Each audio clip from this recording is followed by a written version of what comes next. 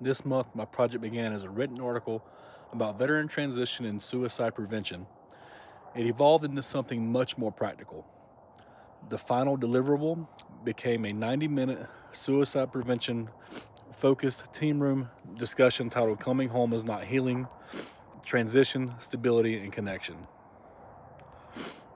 Instead of creating content people consume, I built a structured space for people to participate. My original idea was to write a long form article and adapt it into a podcast episode focused on healing, instability, reintegration, and suicide prevention. As I developed it, I realized the content didn't belong on a page, it needed to be facilitated. So I pivoted from a media asset to a live prevention model. The article became the narrative foundation, but the primary deliverable became a 12-slide discussion, deck, and facilitator guide designed for real-world use. I structured the session into 3 phases. Phase 1, build psychological safety, quick introductions, shared language, normalization of transition struggles.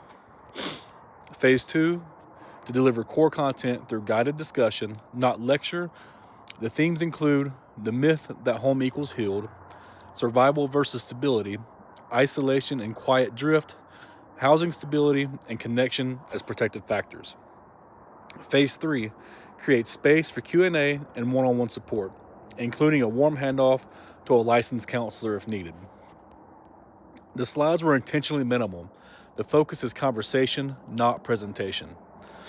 I aligned structure with CDC risk factors, the VA and DoD public health models, and assist principles, but kept theory in the background, so lived experience stayed front and center. I completed the narrative foundation, a full 12-slide script, the visual deck, and a live session was delivered today, February 26th, at Brothers Taproot here in Helena, Montana, through my nonprofit Check-A-Vet. Attendance was small, but engagement was high. The after-action review showed strong mission alignment, meaningful discussion, and cleared opportunities for growth in marketing and structured follow-up. I grew most in facilitation design. Instead of telling a story, I built a system that allows others to tell theirs. I learned that suicide prevention is not primarily about crisis response, it's about early connection, housing stability, and interrupting isolation before escalation. What surprised me most is how naturally research aligned with lived experience.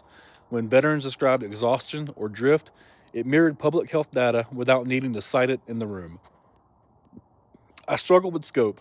It would have been easy to overload the session with information. I had to choose clarity over density. And next, I'm going to implement a structured sign-in system to build long-term engagement.